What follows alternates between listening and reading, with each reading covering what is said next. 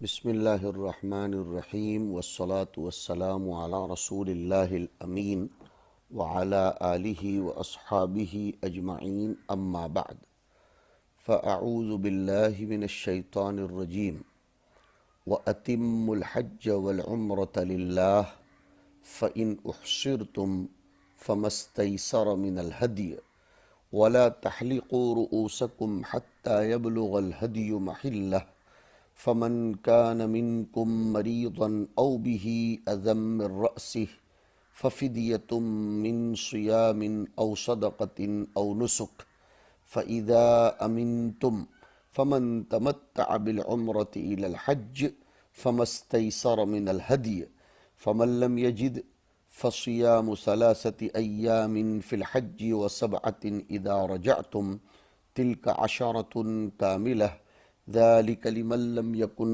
أهله حاضر المسجد الحرام واتقوا الله واعلموا أن الله شديد العقاب۔ پوری آیت کریمہ کا پہلے ترجمہ سن لیجئے۔ حج اور عمرے کو اللہ ہی کے واسطے پورا کرو، پھر اگر تمہیں روک دیا جائے راستے میں کسی وجہ سے تو تم پر ہدی کا پیش کرنا، ہدی بھیجنا ضروری ہے جو کچھ میسر ہو، اور اپنے سروں کو نہ منڈواؤ جب تک کہ یہ ہدی قربانی اپنے ٹھکانے پر نہ پہنچ چکے۔ پھر تم میں سے اگر کوئی شخص بیمار ہو یا اس کو سر میں کوئی تکلیف ہو تو اس کو روزوں کا یا صدقے کا یا قربانی کا فدیہ ادا کرنا ضروری ہے۔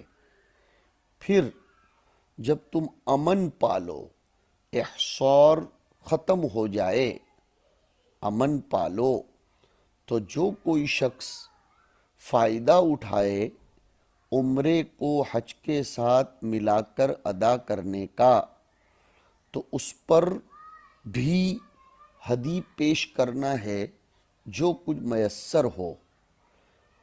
اور اگر کسی کو قربانی کی ہدی کی سکت اور طاقت نہ ہو یا اس کو قربانی نہ ملے تو وہ 3 دن کے روزے تو حج کے دنوں میں رکھے، اور 7 روزے جب حج سے فارغ ہو جائے۔ یہ 10 روزے پورے ہوئے۔ یہ حکم اس کے لیے ہے جس کے گھر والے مسجد حرام کے پاس نہ رہتے ہوں، اور ڈرتے رہو اللہ سے، اور جان لو کہ بے شک اللہ کا عذاب سخت ہے۔ یہ اس آیت کریمہ کا ترجمہ ہوا۔ اللہ پاک فرماتے ہیں کہ وَأَتِمُّ الْحَجَّ وَالْعُمْرَةَ لِلَّهِ، حج اور عمرے کو اللہ کے لیے پورا کرو۔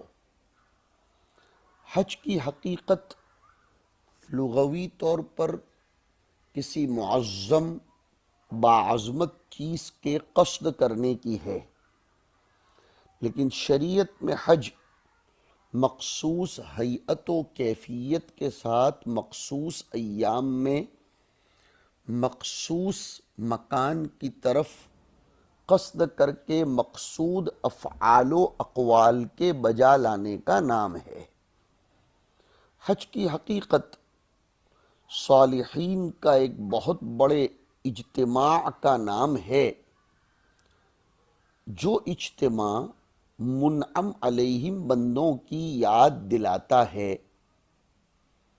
ایسی جگہ پر اجتماع ہوتا ہے جہاں آیات بینات ہیں، اور جہاں دین کے پرستاروں اور شیدائیوں نے شاعر اللہ کی تعظیم کی نیت کر کے تضرع و رغبت کے ساتھ اللہ کے ثواب و تقرب کی رجاء کے ساتھ حصول خیر اور تکفیر خطایا کی رغبت و امید کے ساتھ قصد کیا ہے۔ ہمتیں اور عزائم جب ان سب کیفیات کے ساتھ جمع ہو جاتی ہیں تو پھر رحمت و مغفرت کے نزول میں ذرہ برابر تخلف نہیں ہوتا۔ حج ایک نفسیاتی طور پر اور نفسی طور پر طہارت اور تزکیہ ہے۔ حج ایک ایسی عبادت ہے جس کے ذریعے موفق اور منافق کے درمیان تمیز ہو جاتی ہے، اور جب اللہ کے شعائر کو اور اس کی تعظیم کو دیکھا جاتا ہے تو آٹومیٹیکلی اللہ کی یاد آتی ہے، جیسے ملزوم لازم کی یاد دلاتا ہے، بالخصوص جب کہ ہیئات و کیفیات تعظیم کی ہوں، حدود و قیود کی پابندی کی جاتی ہو۔ حج کے لیے ایسے مکان میں اجتماع لازم قرار دیا جہاں آیات بینات ہیں۔ مکہ مبدأ اسلام ہے، اور اس میں ایسے ایسے لوگوں کی یادیں ہیں جن کی کوششوں سے سخت بت پرستی کا استیصال اور قلع کما ہوا، اور خالص توحید الہی کا پرچم لہرایا گیا۔ تبھی تو وہاں بار بار یہ بلوایا جاتا ہے کہ لبیک اللہم لبیک لا شریک لک لبیک۔ مکہ سے ہی توحید کے وعظ کا آغاز ہوا تھا۔ اس معظم مکان نے مسئلہ توحید کی تائید کی تھی، شرک کا قلاقمہ کیا، قومی نفاق اور طوائف الملوکی اور خانہ جنگیاں جو عرب کی تھیں اس کو دور کی، وغیرہ وغیرہ۔ اور بھی حج کا فلسفہ، حج کی اہمیت اور فضیلت میں نے ان الصفا والمروۃ من شعائر اللہ والی آیت کی تفسیر کرتے ہوئے جلالین کے درس میں ذکر کی تھی۔ ہمارے طلباء کو اور سامعین کو معلوم ہونا چاہیے کہ حج کے فرائض احرام، وقوف عرفہ اور طواف زیارت ہیں۔ حج کے واجبات وقوف مزدلفہ، صفا مروہ کی سعی، رمی جمار اور آفاقی کے لیے طواف وداع اور حلق کروانا ہے۔ ان افعال کے علاوہ جو کچھ ہیں وہ سب سنن و آداب ہیں۔ جہاں تک عمرے کا معاملہ ہے تو عمرے کا رکن طواف اور سعی ہے، اور عمرے کی شرط احرام اور حلق ہے۔ یہ موٹی موٹی باتیں ہیں۔ حج اور عمرہ شروع اسلام میں مندوب اور مستحب تھے، لیکن پھر حج کو فرض قرار دیا گیا استطاعت سبیل رکھنے والے کے لیے، اس دلیل کے ساتھ کہ وَلِلَّهِ عَلَى النَّاسِ حِجُّ الْبَيْتِ مَنِ اسْتَطَاعَ إِلَيْهِ سَبِيلًا۔ لیکن عمرہ اپنی حالت پر یعنی استحباب پر اور ندب پر باقی ہے۔ آیت کریمہ میں حج و عمرہ کی نفس ادائیگی کا حکم نہیں دیا جا رہا ہے، بلکہ اتمام کا حکم دیا جا رہا ہے، اور اتمام اس کا حکم دیا جانا اس پر دلالت نہیں کرتا کہ اصل فعل کا بھی حکم دیا جا رہا ہو جس کے اتمام کا حکم دیا جا رہا ہے۔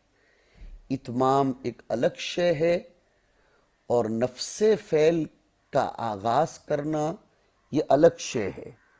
تطوع، ابتدائے تطوع اگرچہ واجب نہیں ہے، لیکن شروع کر دیں تو اتمام اس کا واجب ہوگا۔ یہاں بھی اس کو سمجھ لیجئے۔ لہذا آیت کریمہ کے ذریعے عمرے کو فرض قرار دینے کا استدلال نہیں ہو سکتا، اس لیے کہ آیت کریمہ میں اتمام عمرے کا حکم ہے، نہ کہ نفس ادائیگی عمرے کا حکم ہے۔ امام شافعی رحمۃ اللہ علیہ کو نصف فہمی میں مغالطہ ہوا ہے، وہ لزوم عمرہ پر اس آیت کریمہ کے ذریعے استدلال کرتے ہیں، جبکہ اس آیت کریمہ میں اتمام عمرے کا حکم دیا گیا ہے، اور اتمام کا حکم تو وجوب و تطوع دونوں کے لیے دیا جاتا ہے۔ نیز امر باداء الحج والعمرہ، اس سے مراد ہے کہ ان شروط کی رعایت کی جائے جو فرض ہیں، ان احکام کی رعایت کی جائیں جو فرض ہیں۔ نفس عمرہ سنت ہے، لیکن اس میں ادا کیے جانے والے احکام فرض ہیں، جیسے قراءت صلاۃ تطوع میں فرض ہو جاتی ہے۔ یہ بحثیں شروع آیت کریمہ میں یاد رکھیے کہ وَأَتِمُّوا الْحَجَّ وَالْعُمْرَةَ لِلَّهِ، حج اور عمرے کو اللہ کے لیے پورا کرو، پورا کرو، اتمام یعنی ادوہما بحقوقہما، یہ اتمام کی تفسیر بتلائی، یعنی حج و عمرے کے حقوق کے ساتھ اس کے آداب، اس کے شرائط و فرائض کی ادائیگی کے ساتھ ان کو پورا کرو۔ فَإِنْ أُحْصِرْتُمْ فَمَا اسْتَيْسَرَ مِنَ الْهَدْيِ، لیکن اگر تم کو راستے میں روک لیا جائے، کوئی دشمن روک لے، راستہ پرخطر ہو جائے، یا ہمارے زمانے میں کہیں گے کہ احرام باندھ چکے ہو اور ویزا کی کچھ گڑبڑ نکلی، بارڈر پر روک دیا گیا، یا اچانک لا سمح اللہ بذالک احرام باندھنے اور تلبیہ پڑھنے کے بعد تالا بندی ہو گئی، لاک ڈاؤن ہو گیا، کورونا جیسی مہاماری اور سخت کوئی بیماری کے پھیل جانے سے جہاں ہو وہیں رہنے کا حکم دیا گیا، یا دشمن آگے نہیں بڑھنے دیتا، یا امیگریشن اور قانون کا کوئی معاملہ پیش آ گیا اور احصار ہو گیا، روک دیا گیا، احصار یعنی روک دیا گیا، تو اب احرام اتارنے کے لیے ہدی کا انتظام کرنا ضروری ہے۔ فَإِنْ أُحْصِرْتُمْ أَيْ مُنِعْتُمْ عَنْ إِتْمَامِهِمَا، حج و عمرے کو پورا کرنے سے اگر تمہیں روک دیا گیا، بِعَدُوٍ أَوْ نَحْوِهِ، کوئی دشمن یا اس جیسی کوئی اور آفت و مصیبت کی وجہ سے، تو فَمَسْتَيْسَرَ، سین تا طلب کے لیے نہیں ہے، اس لیے فرمایا تَيَسَّرَ مِنَ الْهَدْيِ، اور علیکم مقدر مانا کہ فَعَلَيْكُمْ مَسْتَيْسَرَ مِنَ الْهَدْيِ، یا پھر یہ کہہ لو کہ فَمَسْتَيْسَرَ مِنَ الْهَدْيِ وَاجِبٌ عَلَيْكُمْ، تمہارے لیے ہدی جو بھی میسر ہو اس کا انتظام کرنا ضروری ہے، وَهُوَ شَاتٌ، اور وہ ایک بکری ہے۔ ہمارے مصنف نے بِعَدُوٍ کی قید لگائی کہ احصار بالعدو ہوا ہے، یہ امام شافعی رحمۃ اللہ علیہ کے یہاں ہے۔ ہمارے یہاں احصار عام ہے، چاہے وہ احصار مرض کی وجہ سے ہو، یا خوف عدو کی وجہ سے ہو، یا اور کوئی معاملہ ہو جو شکلیں میں نے سمجھائیں، اس لیے کہ حدیث شریف میں آیا کہ جس کا کوئی عضو ٹوٹ گیا یا وہ لنگڑا ہو گیا تو اس کے لیے حلال ہو جانا، احرام اتارنا جائز ہے، آئندہ سال حج کی وہ قضا کر لے۔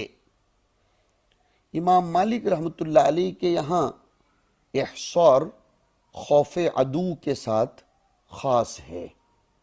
چلیے، اللہ تعالیٰ فرماتے ہیں کہ تم نے احرام اتارنے کے لیے ہدی کا انتظام کر لیا، اب یہ ہدی بھیجی جائے گی حدود حرم تک، حرم تک ہدی بھیجی جائے گی۔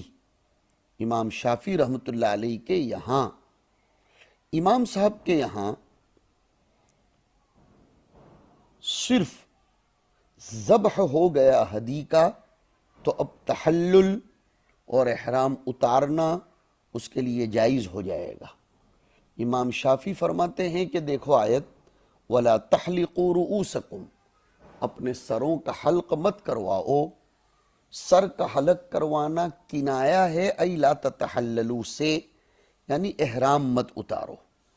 یہ ہمارے مصنف نے تفسیر باللازم کی کہ حلق رأس کنایا ہے تحلل سے، تو چاہے حلق کی شکل میں ہو چاہے قصر کی شکل میں ہو، مطلب یہ ہے کہ احرام مت اتارو حتی یبلغ الہدی ای الہدی المذکور محلہ، جہاں تک کہ ہدی اپنے حلال ہونے کی جگہ تک نہ پہنچ جائے، حیث یحل ذبحہ، جہاں اس کا ذبح کرنا حلال ہے، ثم محلہا الی البیت العتیق، یہ آیت یاد رکھیے، اور وہ آیت بھی کہ ہدین بالغ الکعبتی۔ مصنف اس پر کہہ رہے ہیں کہ محلہ کی تفسیر کیا ہے؟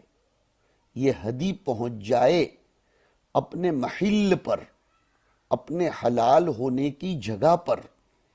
یہ محل سے مراد کیا ہوگا؟ فرمایا وَهُوَ مَكَانُ الْإِحْصَارِ عِنْدَ الشَّافِعِي، جہاں احصار ہوا ہے، جہاں روکا گیا ہے، یہ ہے محل ہدی۔ چاہے وہ مکان احصار حدود حرم میں ہو یا خارج حدود حرم میں ہو، بس جہاں احصار ہوا ہے وہاں ہدی کا پہنچ جانا کافی ہے۔ امام صاحب اس کی تفسیر دوسرے انداز میں کرتے ہیں کہ تم احرام مت اتارو جب تک کہ تمہیں یہ یقین ہو جائے کہ جس ہدی کو تم نے حرم تک پہنچایا ہے وہاں وہ ذبح بھی ہو گئی۔ جی ہاں، حتی یبلغ الہدی ای یذبح الہدی فی محلہ ای فی حدود الحرم۔ تو یبلغ اس لفظ پر بھی شافعی اور حنفی کے درمیان علیہم الرحمہ اختلاف، اور محلہ میں بھی اختلاف۔ امام ابو حنیفہ کے یہاں تحلل ہوگا ذبح کرنے سے، اور محل کا حدود حرم میں ہونا ضروری ہے۔